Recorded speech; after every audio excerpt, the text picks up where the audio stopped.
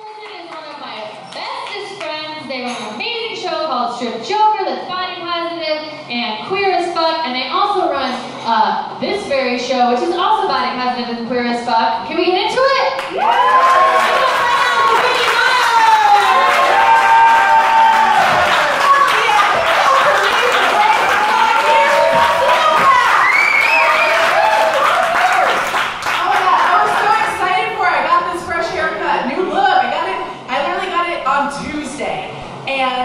Amazing that not a single straight guy said anything about it.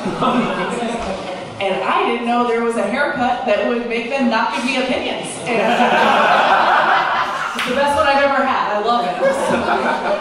I feel like I wanted a haircut that reflected me a little bit more. I am a non-binary, gender non-conforming person. If you don't know what that means, don't worry, that's okay. I only found out like 3 years ago, so it's different for everybody, but what it means for me is that I don't identify as one single gender. I identify as many genders. And when considering a partner, well, I actually don't see their gender at all. All right? I am gender blind. All I see is employment status and benefits. That's as a gender queer person, I prefer gender neutral pronouns like they and them, gender neutral clothing, gender neutral hair, gender neutral compensation, gender neutral respect for my peers. I honestly, you just treat me like anybody else. But hopefully better than women. That'll be great.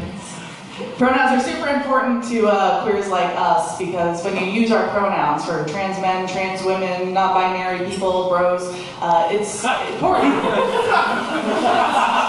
Because when you use our pronouns, that means you see us the way we see ourselves, which is so reaffirming, it's so great. But I have noticed almost nobody asks me for my pronouns. But almost every single person I've met has asked me for the pronouns of my cats. Sometimes before they even touch them, they're like, "Oh, I'm sorry, he, she," and it's just... the fact that you can't tell is progress. But the fact that you ask means we still have a ways to go. I'm really happy to be summertime. You all happy for summer? It's only in the summertime I get to do one of my fun jobs. I'm one of these cool people. I work for fulfilling jobs instead of one that pays me well. I have one job with benefits when I can have 4 jobs with first aid kits. So that's what I do. One of my jobs, again, it's just a summer job, so it's only happening right now. I am an architecture boat tour guide.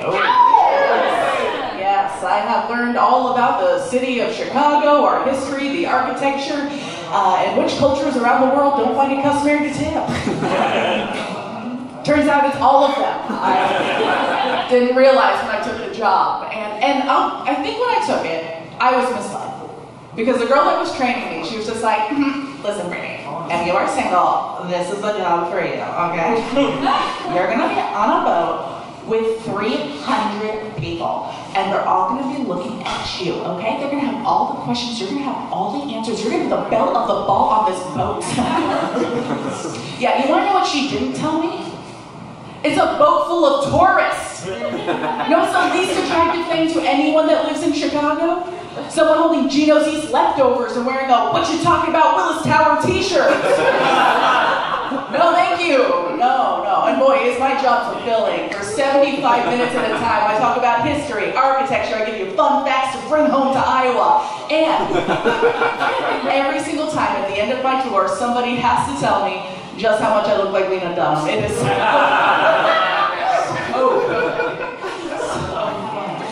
it is filled with moments. Oh, tons of moments.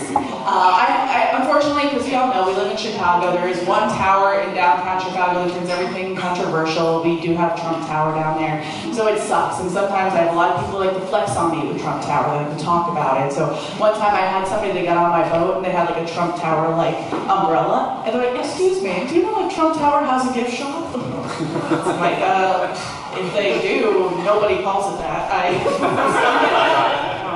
I did have one situation with Trump Tower that was actually fun.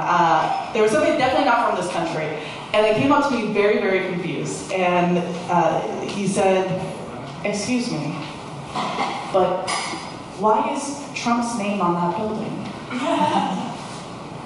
And I did not know where to begin. I was like, I guess we'll start with toxic masculinity. We'll move into overcompensation.